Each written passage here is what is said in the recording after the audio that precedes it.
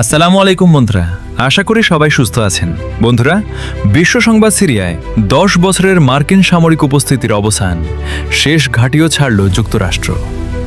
মধ্যপ্রাচ্যের ভূরাজনীতিতে এক বড় পরিবর্তনের ইঙ্গিত দিয়ে সিরিয়া থেকে নিজেদের সর্বশেষ সেনা সদস্যদের প্রত্যাহার করে নিয়েছে যুক্তরাষ্ট্র। বৃহস্পতিবার 16 এপ্রিল দেশটির হাসাকা অঞ্চলের কাসরাক সামরিক ঘাঁটি থেকে মার্কিন সেনারা সরে যাওয়ার মাধ্যমে প্রায় এক দশকের সামরিক উপস্থিতির অবসান ঘটল। সিরীয় কর্মকর্তাদের বরাত দিয়ে মিডল ইস্ট আই জানিয়েছে, মার্কিন সেনারা সরে যাওয়ার পরপরই সিরিয়ার সেনাবাহিনীর 7তম ডিভিশন কাসরাক ঘাঁটিতে প্রবেশ করে। এই ঘাঁটিতে একটি গুরুত্বপূর্ণ বিমান ঘাঁটিও ছিল। মূলত 2015 সাল থেকে আইএস ইসলামিক স্টেট বিরোধী লড়াইয়ের নাম দিয়ে মার্কিন বাহিনী সিরিয়ায় অবস্থান করছিল।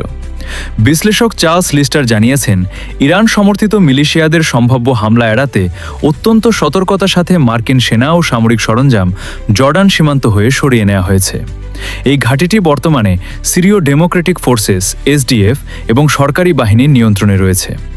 সিরিয়ার পররাষ্ট্র মন্ত্রণালয় এক বিবৃতিতে এই পদক্ষেপকে স্বাগত জানিয়ে বলেছে, এর মাধ্যমে এসডিএফকে জাতীয় কাঠামোর সঙ্গে একীভূত করার প্রক্রিয়া প্রতিফলিত হয়েছে। এখন থেকে সিরিয়া রাষ্ট্র নিজেই তার ভূখণ্ডে সন্ত্রাসবাদ দমনের পূর্ণ দায়িত্ব পালন করবে। 2024 সালের ডিসেম্বরে দীর্ঘ গৃহযুদ্ধের অবসান ঘটিয়ে বাশার আল আসাদকে পরাজিত করে সিরিয়ার ক্ষমতায় বসেন আহমেদ আল সারা। নতুন এই সরকারকে যুক্তরাষ্ট্র সমর্থন দিচ্ছে।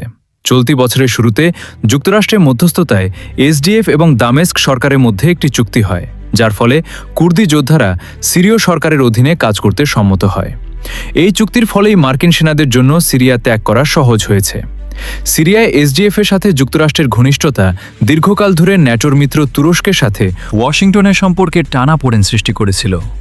অ্যাঙ্কারা এসডিএফকে সন্ত্রাসী সংগঠন পিকেকের অংশ হিসেবে দেখে আসছিল।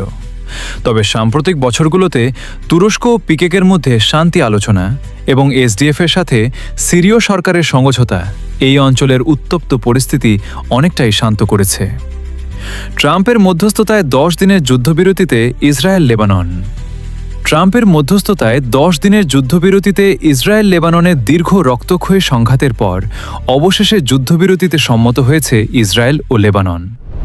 মার্কিন প্রেসিডেন্ট ডোনাল্ড ট্রাম্পের মধ্যস্থতায় এই সিদ্ধান্ত কার্যকর হতে যাচ্ছে।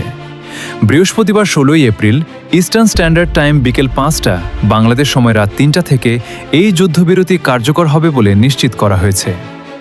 ইরানের সাথে 2 সপ্তাহের যুদ্ধবিরতি এবং লেবাননে ইসরায়েলের সাথে 10 দিনের যুদ্ধবিরতির ঘোষণার মধ্যেই সিরিয়া থেকে সেনা প্রত্যাহারের এই সিদ্ধান্তকে ডোনাল্ড ট্রাম্পের যুদ্ধ বন্ধের নীতির অংশ হিসেবে দেখছেন বিশ্লেষকরা। এর আগে আল তানফ এবং আল সাদাদি ঘাঁটি থেকেও সেনা সরিয়ে নিয়েছিল যুক্তরাষ্ট্র।